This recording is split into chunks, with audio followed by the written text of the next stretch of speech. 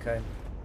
So for on the trip back, I want to play Marguerite's logs again. I've got 3 of them. But here goes. There I was, 500 meters below sea level. Chunks of the sea base sank around me.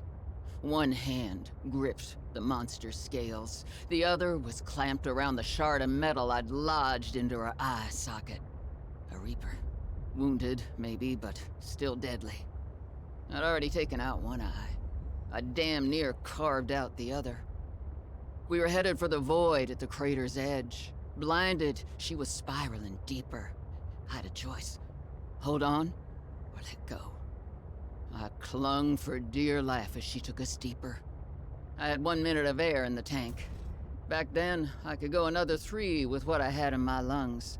So I had 4 minutes to kill the Reaper, minus a few to get back to the surface. It ain't that I like killing folk.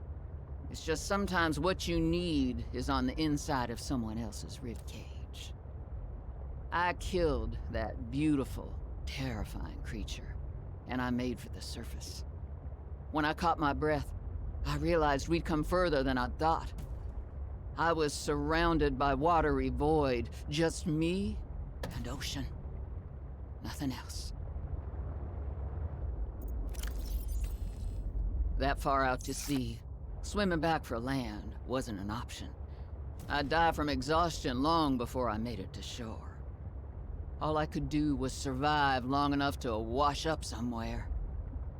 I felt a suction, and suddenly, there were vast jaws rising out of the water towards me. It had taken hours for the Reaper's corpse to float to the surface. Using the knife, I clambered up her flank and got a perch on top. I figured she'd float for a few days at least, enough for me to catch my breath. But would she sink before or after I died of thirst? I had a knife, a repair tool, and 3 liters of water. At least I wasn't gonna die of exhaustion. Now, those Reapers, they're practically all muscle, but there's some fat in there. I was able to keep warm and drink the water. And I didn't have much, but I had that repair tool, so I had a spark. It took a week to light that first fire. And I know more about the burning properties of Reaper fat than I ever cared to.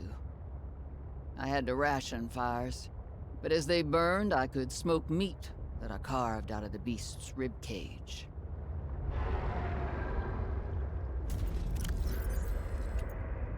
A fortnight into our voyage, I was more or less living inside the creature's ribcage.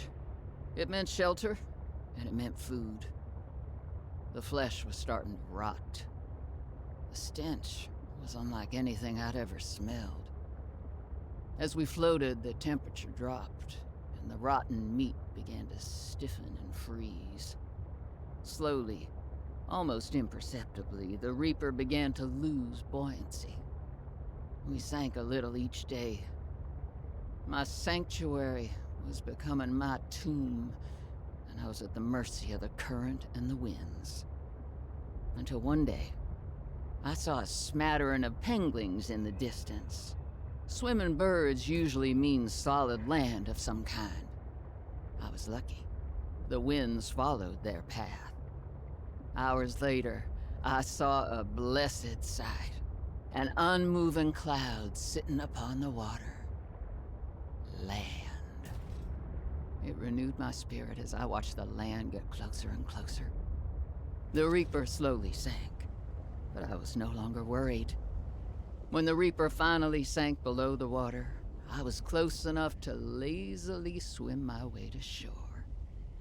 I made a note to come back for the Reaper's skull. I didn't ride the beast for 3 weeks to have no proof.